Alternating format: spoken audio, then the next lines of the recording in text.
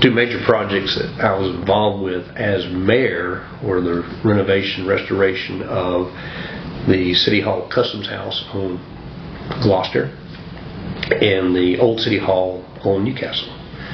Both of those were SPOS-funded projects, and they were in rough shape. The old City Hall in Newcastle, before we began renovations, when it rained hard, the stairwell became a waterfall, and literally it would just run down those stairs. City Court was still being held in half of the courtroom space upstairs, but the other half, there had been a fire, and it was a pigeon haven. I mean, it was bad. It was real bad.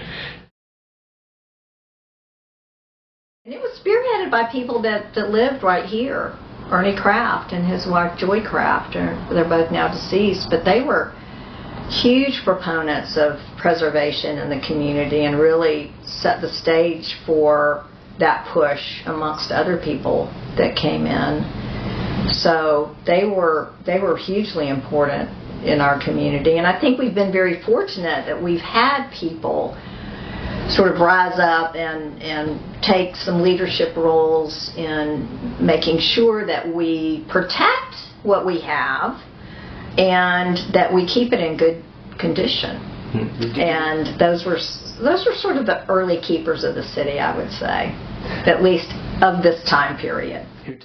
There was, like I said, a lot of community support for it. In fact, one of the biggest advocates who has since passed, Ernie Kraft, he was probably the biggest community advocate for the renovation of that building. And that's the kind of thing, having community support really makes a difference in how projects are done or get completed.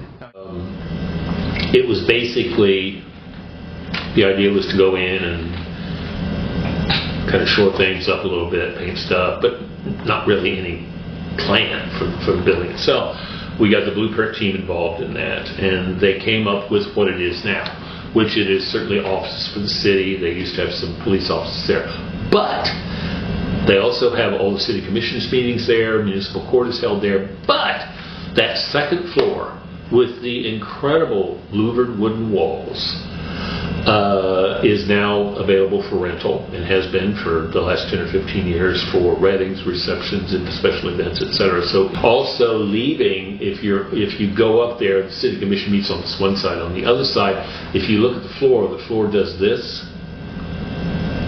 kind of waves like this. That could have been corrected. We opted to not correct that because it was a bit of the shadow history of the building, because for a long time that side of Old City Hall was the local library, and so this was caused by the shelving and the books sitting up there. And so rather than, and it wasn't like I'm doing like it's big speed bumps. I mean, it's subtle, but that could have been corrected, but that was left because with blueprint and with the work to redevelop Brunswick, along with that, not only did you want the new to come in, but you wanted to be able to identify and preserve the historic elements of the city, and then also reclaim any of the history that had been lost. Sort of one of the exterior pieces, the clock tower that you see, that clock tower had been removed in the 50s, I think. The urban myth as to why supposedly one of the big bells that was on the tower fell through the floor and landed on the city manager's desk. But we had the clock tower rebuilt, and that's a signature spire in downtown, and a landmark that can be seen from quite a distance. And we still are very fortunate to be able to have the city commission meetings there and municipal court, so it's still a well-used building. I love Old City Hall. I mean, I love Old City Hall and the Customs House, which is New City Hall.